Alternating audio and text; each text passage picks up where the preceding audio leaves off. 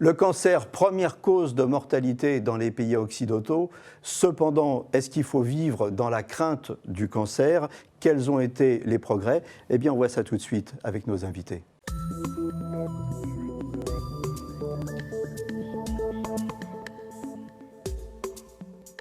Alors avec moi sur le plateau, le professeur David Kayat. Vous êtes ce qu'on appelle un ponte de l'oncologie, on disait ponte comme ça avant. Et avec vous, on va parler de votre dernier ouvrage, plutôt iconoclaste, Arrêtez de vous priver. Et avec moi également sur le plateau, le docteur Olivier Caron, vous êtes oncogénéticien à l'Institut Gustave Roussy. Alors, David Kayat, vous êtes oncologue, vous avez présidé l'INCa. Vous avez été chef de service oncologie de la Pitié-Salpêtrière pendant presque 30 ans et vous nous dites arrêtez de vous priver. Ben oui, justement parce que j'ai été cancérologue pendant plus de 40 ans, chef de service pendant près de 30 ans et que j'ai vu tellement de gens souffrir, tellement de gens partir que ça a nécessairement généré en moi la question de la raison de vivre et de à quoi sert la vie. Or aujourd'hui, cette question, elle devient vraiment prégnante parce que quand vous regardez bien, quand vous mettez tout ensemble, tous les dictats, toutes les injonctions santé qu'on nous bassine à longueur de journée, qui est ne pas manger de sucre parce que ça nourrit les cellules cancéreuses, ne pas manger de gras, ça fait de l'artérosclérose, ne pas manger de sel, ça donne de la tension, ne pas manger de charcuterie, ça fait du cancer du côlon, la viande rouge, cancer du côlon, le vin, pire que tout, le soleil, les cancers de... Enfin, à un moment donné, il faut juste dire stop. Moi, j'ai envie de vivre et la question, c'est finalement, est-ce que tout ça est vrai ? Et dans ce livre, j'explique justement des choses avec beaucoup de bon sens qui démontrent la différence fondamentale entre le danger et le risque. Parce qu'en fait, ces gens, chacun émet les résultats de son étude. Il y en a un qui dit le sel, l'autre il dit le sucre, l'autre il dit le gras. Mais tous ces messages, ils arrivent sur la même personne, moi. Et moi, j'entends que je ne peux plus rien faire. Et pourquoi ? Parce que c'est dangereux. Mais d'accord, je veux bien admettre que ce soit dangereux, mais est-ce que c'est risqué ? Et là, généralement, pas du tout. Je vais expliquer à vos téléspectateurs la différence entre les deux avec une métaphore tellement simple. Si vous prenez par exemple l'exemple suivant, le grand requin blanc, celui dans de la mer, c'est dangereux. Où est le requin ? Dans la mer. Donc aller dans la mer, c'est dangereux. D'accord. Est-ce que c'est risqué ? Non. Pourquoi ? Parce que la probabilité que vous rencontriez un requin en allant vous baigner, elle est nulle. Il y a 4 morts par an dans le monde entier liées à des attaques de requins. Donc voilà, voler n'est pas naturel pour l'homme, c'est très dangereux. Où peut-on voler ? Dans un avion. Donc aller dans l'avion, c'est dangereux, mais est-ce que c'est risqué ? Non, c'est le mode de transport le plus sûr. Voilà la différence. Et en permanence, on vous parle de ces dangers et on essaye de générer chez vous des peurs pour modifier vos comportements, au lieu d'ailleurs de travailler plutôt sur l'éducation, sur l'information. Et ça, à la fin, moi, c'est un cri pour dire stop. Moi, je ne crois pas qu'en brûlant la bougie à petit feu, on va la faire durer plus longtemps. Et je crois qu'au contraire, la vie, ça n'est pas juste le temps qui passe entre la naissance et la mort, mais la vie, c'est ce qui sert entre la naissance et la mort à créer des souvenirs dont on aimera se rappeler avant de partir. Alors, c'est parce que quoi ? C'est parce qu'on a poussé le principe de précaution à l'extrême, c'est ça ? Et c'est aussi parce qu'il y a des lobbies qui s'emparent des chiffres et qui poussent ces études pour nous sensibiliser sur les risques. En fait, c'est un mélange de tout. À toutes les époques de l'évolution de l'humanité, il y a toujours eu des pensées sociales dominantes. Aujourd'hui, la pensée dominante dans la société, c'est une pensée hygiéniste. C'est que la vie, c'est un cadeau que vous avez, et si vous n'êtes pas capable de la respecter au point de chercher à devenir idéal, pas de surpoids, pas de tabac, pas d'alcool, pas de soleil, pas de ceci, pas de cela, vous ne méritez pas cette vie qu'on vous donne. Donc on est dans ce que William Lobenstein appelle la tyrannie de l'idéal. Il faut qu'on soit parfait. Or, la perfection, elle est très difficile à atteindre. Elle est fantasmatique en réalité. Et le fait de chercher à l'avoir, parce qu'on vous l'impose socialement, regardez le regard qu'on a sur les gens trop gros, le regard qu'on a sur les gens dépressifs, sur les gens, enfin, etc. Alors qu'en fait, la plupart du temps, ce sont des problèmes qu'il faut traiter avec empathie. Un fumeur, ça ne sert à rien de lui dire voilà, il faut arrêter. Vous savez, les études montrent que 70% des gens veulent arrêter de fumer, 60% essayent, 7% y arrivent. Donc quand j'étais jeune médecin, les gens qui étaient dépressifs, on leur disait allez, secoue-toi, mais bon sang, ça suffit d'être triste et tout. Aujourd'hui, on sait que c'est une maladie, que ça ne sert à rien de dire secoue-toi, il faut traiter. C'est pareil pour le tabac, il faut les aider, il faut aider les gens qui boivent. Alors, tout ça, alors ça c'est la première raison, cette pensée dominante sociale qui est culpabilisatrice est nécessairement culpabilisatrice parce que très peu de gens arrivent à respecter tous ces dictats. Le second élément, c'est que pour accentuer cette notion de danger... D'autant que dans le même temps, on les tente avec la publicité. C'est pour ça que c'est impossible. Oui. À la limite, si on était seul dans le désert et qu'on vous dit ne buvez pas, d'eau même, il n'y en a pas, donc ça va. Mais avec tous les... Bon. Mais le deuxième élément, c'est que pour arriver à accentuer cette peur, parce que chacun veut avoir raison, chaque médecin qui s'exprime dans les médias, et je mea culpa, je l'ai fait dans le passé, moi aussi, sur les résultats d'études qui ont montré ceci, cela. Et il veut avoir raison, et donc il accentue l'idée de danger. Et il confond, par exemple, l'alcoolisme avec le fait de boire un verre de vin à table à midi, ce qui n'a rien à voir, qui confond et le fait de faire un bon gueuleton avec des copains un dimanche et de prendre 4-5 verres de vin, et puis de faire une diète hydrique pendant 16 heures et de ne pas boire pendant 3-4 jours pour arriver quand même à cette moyenne de 10 verres de vin par semaine. Donc on culpabilise en mélangeant excès de temps en temps et excès tout le temps. Alors c'est des choses très différentes. Moi je dis, clairement, ça ne me pose aucun problème d'avouer. Je fais des gros gueuletons, je suis assez connu pour être très lié avec le milieu de la gastronomie. Je fais des bons gueuletons que je vais arroser, etc. Mais très bien, quand j'ai mangé 2000 calories dans un repas, je vais vous dire, pendant 16 heures, je vais prendre du bouillon, du café, de la tisane, de l'eau, et puis pendant 2-3 jours, je ne boirai pas une goutte de vin, et j'aurai quand même eu cet équilibre, cette recherche de l'équilibre qui ne doit pas être tous les moments de ma vie, qui doit être sur le temps de ma vie. Donc un jour un excès, un jour pas d'excès. Et c'est ça que les gens ont du mal à comprendre parce que la simplification des messages santé fait que finalement tout est lié à la peur. Je vais vous dire un truc. Si vous regardez, si vous faites le total des dangers dont on vous parle, 20% de risque pour la charcuterie, 12% pour ceci, etc.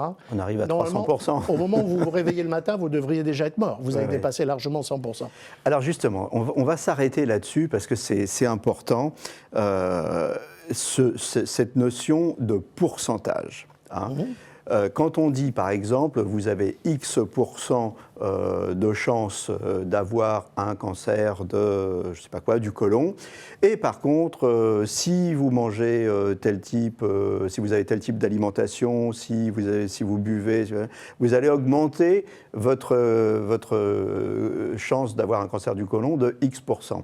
Alors, est-ce qu'on peut revenir en détail sur cette histoire de pourcentage ? Je vais vous prendre un exemple très simple. On va jouer ensemble. L'OMS, dans son rapport de octobre 2015, dit que la charcuterie, jambon, la charcuterie, 50 grammes de charcuterie par jour, en moyenne, provoque une augmentation de votre risque personnel de développer un cancer du côlon de 18%. 50 grammes, c'est grosso modo une belle tranche de jambon dans un jambon beurre, d'accord ? Bon. Donc, si vous avez le malheur de faire un jambon beurre à midi au bureau, vous augmentez de 18% votre risque de cancer du côlon. Je vous pose la question, si au lieu de 50 grammes, 18%, c'est 100 grammes, c'est quoi le risque ? Oui, c'est pas... C'est quoi ? C'est 2 fois 18%, 36%. suivant cette logique. Mais alors, ça veut dire quoi ? Ça veut dire qu'à la réponse à la question « Quel est votre risque ?», vous me répondez que c'est une chance sur 3 dans votre vie d'avoir un cancer du côlon, 36%. Ouais. Où est le bon sens ? C'est impossible. Non. On oublie que c'est une augmentation du risque, 18%. Donc il faut d'abord savoir quel est le risque de base. Quel est l'objet que vous allez augmenter de 18% ? C'est rien, c'est 2%. Le risque d'avoir un cancer du côlon pour n'importe lequel d'entre nous en France, dans le temps de sa vie, c'est à peu près 2%. Donc, si vous mangez votre jambon beurre, arrêtez de vous culpabiliser. Pourquoi ? Parce que vous allez passer de 2 à 2,18. C'est-à-dire 2,2, 2,3, enfin rien. Cette augmentation est totalement négligeable par rapport à la facilité et au plaisir de manger un pâté avec les copains, avec 3 cornichons. Donc, encore une fois, effectivement, il y a des pourcentages, mais la plupart du temps, ces pourcentages, ils s'adressent à un risque de base que les gens ignorent totalement. Alors, si c'est un risque de 80% et que vous le multipliez par 2, vous êtes déjà mort. Bon. Mais si c'est un risque de 2% et que vous l'augmentez de 0,1%, ça reste très acceptable. Il faut quand même savoir un truc, et là, c'est plus le médecin, c'est le cancérologue qui parle, c'est que, vous savez, nous sommes, tous les individus sur la Terre, nous sommes soumis à des risques majeurs. Pourquoi ? Parce que dans ce que nous mangeons, il y a des cancérigènes. Dans ce que nous respirons, il y a des particules fines, des polluants, c'est cancérigène. Dans ce que nous touchons, il y a du bisphénol, etc., c'est cancérigène. Dans ce que nous buvons, le vin ou ce que vous voulez, les polluants qu'il y a dans l'eau, c'est cancérigène. En fait, il y a des cancérigènes partout autour de nous, dans nous, de tous les côtés. Mais heureusement, l'être humain développe des systèmes de résistance qui le soleil, les UV de toute la journée, journée. Hein, il suffit qu'il y ait de la lumière, il y a des UV. Et bien, pourtant, on ne développe pas tous, tout le temps des cancers de la peau. On a des mécanismes de réparation des effets délétères de tous les carcinogènes qu'il y a autour de nous et dans nous, qui nous permettent de les supporter, ces cancérigènes. Donc, il faut cesser de vivre avec cette peur qui, selon les époques, va être sur la nourriture, va être sur le soleil, va être sur n'importe quoi. Il faut respecter son corps parce que c'est grâce à lui qu'on vit, donc essayer d'améliorer l'activité physique, ne pas fumer, enfin tout ce que j'explique dans le livre, mais avec des techniques de petits pas, parce que perdre 10 kilos en un mois, on est sûr qu'on va les reprendre. Donc des petits pas pour respecter son corps et faire en sorte qu'il soit le mieux possible, s'accepter avec ses défauts. Moi j'ai 3-4 kilos, vous voyez, en trop, ben, je vis très bien, ça va. Et puis en même temps, honorer cette vie. On lui dit que c'est un peu plus. Non, franchement pas. Et puis ensuite, c'est honorer. J'ai eu plus. Mais ensuite, il faut respecter ce corps et honorer la vie. Respecter le corps, c'est veiller à la santé. Honorer la vie, c'est vivre. C'est faire des belles choses avec sa vie. C'est pas juste regarder la tranche jambon et se dire non, 18% d'augmentation de mon risque de cancer du côlon, je vais pas la toucher, alors qu'il en a envie. Et ouais. Voilà, il faut vivre. Question d'équilibre, c'est important. Donc il faut se responsabiliser, arrêter d'être dans une société culpabilisante, infantilisante et se prendre en charge. Olivier Caron, vous voyez des malades de cancer tous les jours. Ça vous choque quand vous entendez David Kayat en train de dire allez, il faut vivre? Non, je pense qu'il faut le terme important pour moi, c'est effectivement l'équilibre, hein, soit dans l'alimentation. Oui, parce que vous ne dites pas il faut se lâcher. Surtout pas. Hein, Épicure n'a pas dit ça. J'ai mis le texte d'Épicure. Oui. On pense qu'un épicurien est un débauché. Pas du tout. C'est quelqu'un qui s'autorise des excès, mais qui les compense de manière à trouver son équilibre. Donc l'équilibre. Voilà, que ce soit pour l'alimentation, pour tout hein, finalement, et qu'effectivement, c'est ça le but hein, de la... Alors, 30 à 40% des cancers qui se développent aujourd'hui pourraient être détectés. Et aujourd'hui, vous êtes venu nous parler du programme Interception. On intercepte justement les gens qui est développé à Gustave Roussy, un programme dirigé par le docteur Suzette Delaloge, c'est ça? Absolument. Alors, c'est quoi ce programme Interception? Alors, l'objectif, finalement, c'est effectivement de se dire que ceux qui développent des cancers, dans un pourcentage de cas important, finalement, à l'avance, on aurait pu dire qu'ils avaient plus de risques que leurs voisins de développer un cancer. Donc l'objectif, c'est de dire les messages tels qu'on peut les donner, parfois à l'emporte-pièce, ne sont pas valables forcément pour tout le monde. Et le but, c'est d'adapter la prise en charge au risque. Alors concrètement, comment ça marche?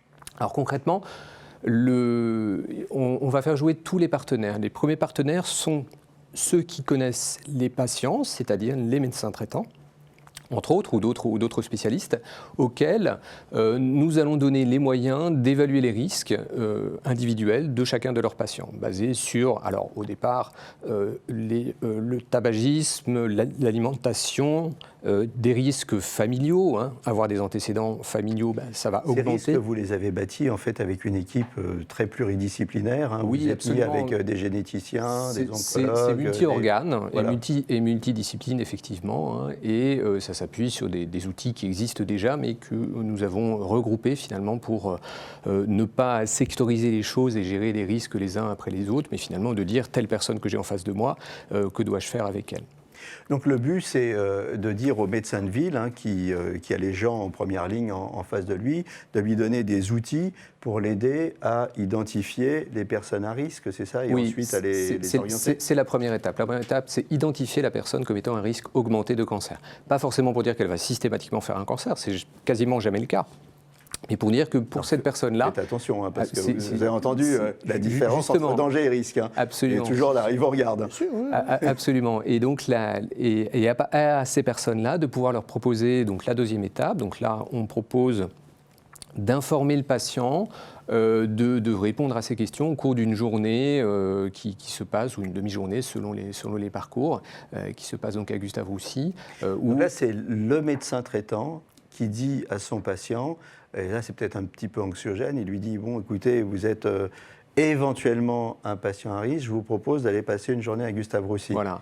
Mais là, pour être un peu vulgaire, on flippe hein, quand on Oui, vous dit alors- allez passer une journée à Gustave Roussy pour voir Oui, comme alors ça. justement, C'est pas la destination de week-end qu'on a envie d'avoir. C'est pas complètement à Gustave Roussy, on a choisi que ce soit Ah bon un lieu en dehors du bâtiment, en tout cas, de l'hôpital Gustave Roussy. Ça reste sous la bannière de Gustave Roussy, bien évidemment. Hein, Mais là, il faut que le médecin explique bien les choses. Absolument. Pour pas générer Notamment une de angoisse, dire, en fait, voilà, hein, en étant votre sérieux. risque, en fait, on vise une augmentation de risque, enfin, pardon, pas une augmentation de risque, mais un risque absolu de quelques pourcents sur les 5 ans qui viennent, tout risque cumulé. Hein. Et donc, finalement, si on explique bien ça aux gens, notre pari, c'est qu'ils le comprennent bien et qu'ils comprennent qu'il y a des choses à faire avec. Donc en clair, le médecin traitant, il a un calculateur hein, que vous lui avez mis en ligne, il voit son patient, il calcule, il lui dit « Monsieur, ce serait bien d'aller passer une journée à Gustave Roussy, mais vous inquiétez pas.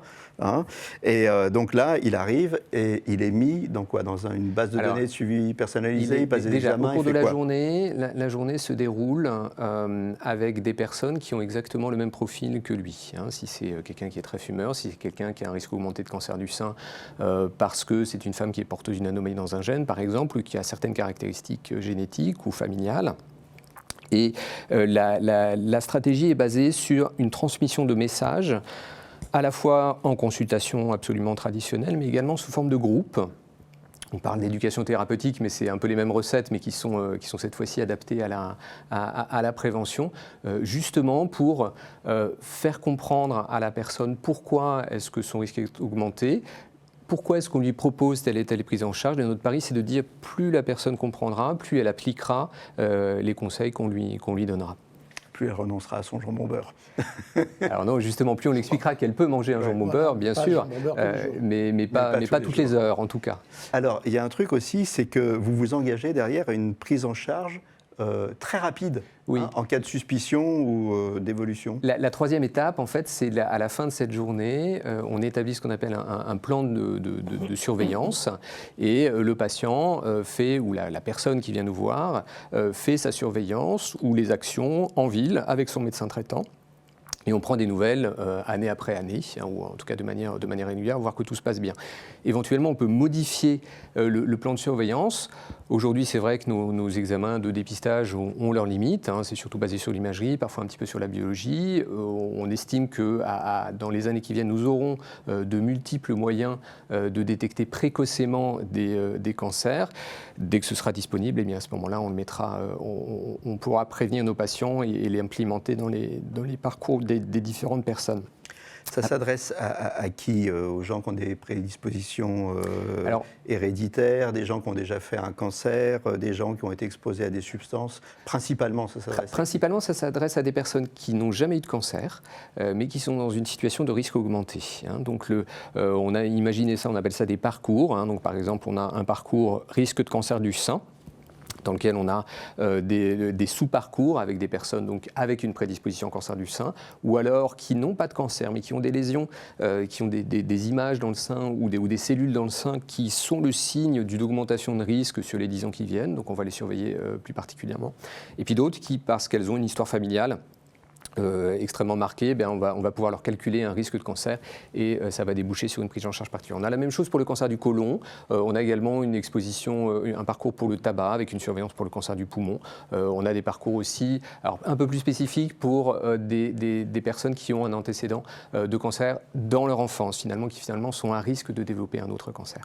Alors, le dépistage, hein, c'est capital, hein, tout le monde sera d'accord là-dessus, mais on avance également sur le plan des traitements. Et je vous propose de voir tout de suite un sujet sur des vaccins sur mesure contre le cancer. Alors, est-ce que c'est bientôt une réalité? On voit le sujet avec Hedi Benbrahim, qui est PDG de Transgène. On voit ça tout de suite. Les vaccins sur mesure, c'est bientôt une réalité. Tout à fait. Transgène est donc une société de biotechnologie française basée à Strasbourg et on utilise les virus pour attaquer les cancers. Et on a mis un produit extrêmement innovant en place qui s'appelle myvac et qui est un traitement individualisé. Donc on s'attaque en particulier au cancer de l'ovaire et parce qu'entre deux patientes, entre deux cancers de l'ovaire, il y a beaucoup de similarités. Il y a encore plus de différences parce que chaque patient a des gènes différents, une histoire différente et il y a plus de différences que de similarités. Et donc, plutôt que d'avoir un traitement qui va s'attaquer un cancer moyen, un cancer théorique, on va faire un médicament, un virus, qui va s'attaquer aux spécificités du cancer. Et donc, on a lancé un essai clinique dans ce sens. On a annoncé récemment une première patiente à Toulouse. Et donc, on prélève la tumeur de la patiente, on la code, on regarde ce qu'il y a comme marqueur spécifique du cancer, et on va créer un virus qui va vacciner le corps du patient contre ce cancer. Et donc, on va entraîner le système immunitaire à attaquer le cancer. Et en l'occurrence, là, on vient après le premier traitement et on va essayer d'empêcher ou de repousser la résurgence du cancer.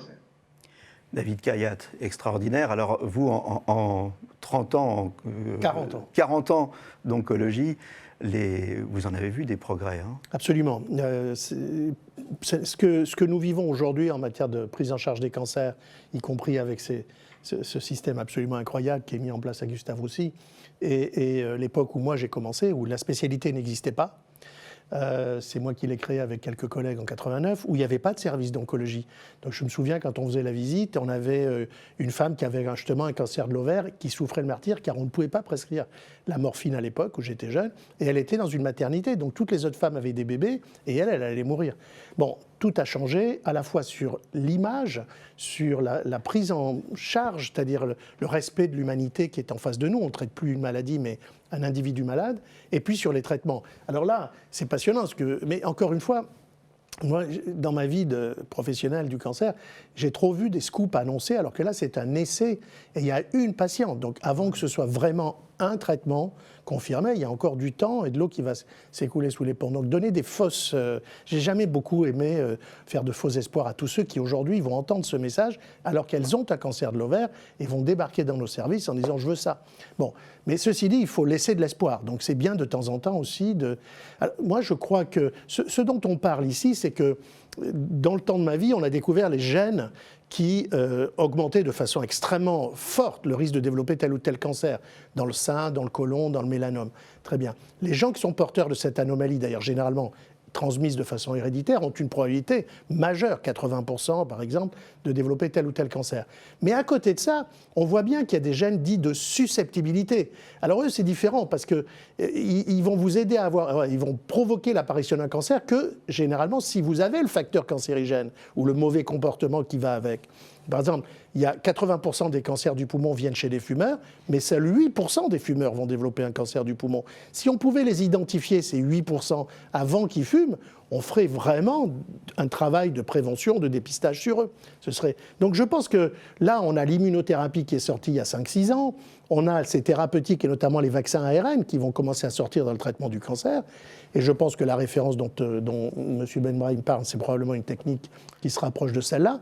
Et je crois vraiment qu'il y a une vraie raison d'espérer qu'un jour, on viendra à bout de cette terrible maladie qui, quand même, tue encore 150 000 personnes chaque année en France. Combien de temps avant de la gagner, cette bataille du cancer? Vous savez, quand j'étais jeune interne, justement, Léon Schwarzenberg et Georges Mathé, à l'époque, j'étais leur interne, disaient en l'an 2000, on aura guéri le cancer. Sauf qu'en 90, je suis aperçu que ce n'était pas mais les cancers. Et en se disant, il y a 200 cancers, le poumon, le côlon, le sein. Aujourd'hui, on sait qu'il y a autant de cancers différents qu'il y a de malades atteints de cancer, c'est-à-dire 360 000 cancers différents chaque année, qu'il faudra peut-être un jour traiter d'une manière, comme on l'a vu dans ce film, extrêmement personnalisée. Donc ça complexifie le champ d'action de manière considérable, de façon très très forte, cette complexité. Et je pense que, ce qui est sûr, c'est que je ne le verrai pas de mon vivant, et je pense qu'il y en a encore pour un bon moment. Mais ce n'est pas une marche d'escalier, c'est-à-dire que tout le monde meurt et un jour tout le monde guérit. C'est que moi j'ai vu quand j'ai commencé il y a 40 ans, on était à peu près à 35% de malades qui vivaient 5 ans. Aujourd'hui on est entre 65 et 70%.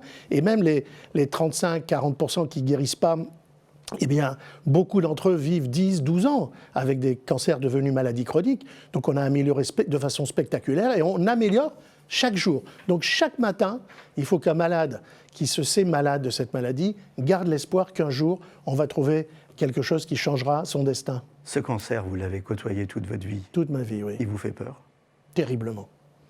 et je le hais. Vous y avez pensé un jour? Vous avez pensé, si un jour j'ai un cancer? Et bien sûr, j'y pense tous les matins. J'ai 40 ans à voir des malades toutes les 3-4 fois par semaine. J'ai vu mourir des milliers de malades. Je veux dire, j'ai dû voir mourir, je sais pas, 3-4 000 malades dans ma vie. 40 ans de cancérologie. Au début, ils mouraient presque tous, hein, ceux qu'on confiait aux cancérologues. C'était ceux qui n'étaient pas opérables, etc.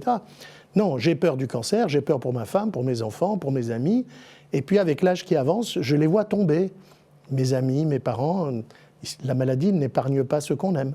Donc, effectivement, il faut en avoir peur. Mais ça fait qu'il faut aimer encore plus la vie. Mais pour autant, c'est ce que j'allais dire, En il faut attendant. vivre. Hein, Absolument. c'est ça, il faut vivre en attendant. Et il faut peut-être défaire aussi ce mythe de la vie éternelle. Il nous reste une minute pour conclure. Alors écoutez, c'est très simple. Pourquoi cette pensée est devenue dominante hygiéniste? Parce que comme on ne voit plus la mort, la plupart des gens, il n'y a plus de veillée des morts, il n'y a plus de cortège funéraire dans la rue, donc les gens finissent par penser que peut-être elle n'existe plus. Et que peut-être s'ils font tout ce qu'on leur dit, s'ils respectent scrupuleusement tous ces dictats, eh bien, ils ne vont plus vieillir. Et d'ailleurs, on voit moins de gens vieux à cause de la chirurgie esthétique du Botox. Ils vont plus être malades parce que la science devient très puissante et ils vont plus mourir. Mais c'est faux.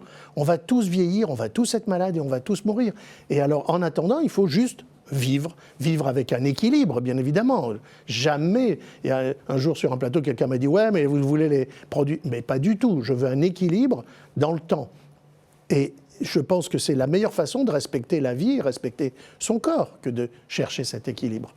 Eh bien, merci tous les deux d'être passés sur le plateau de Capital Santé. David Kayat, je rappelle le titre de votre ouvrage « Arrêtez de vous priver » et surtout continuez à vivre et continuez à profiter à 100% de la vie. Merci Olivier Caron aussi d'être venu nous parler d'Interception, ce programme de prévention prometteur de Gustave Roussy.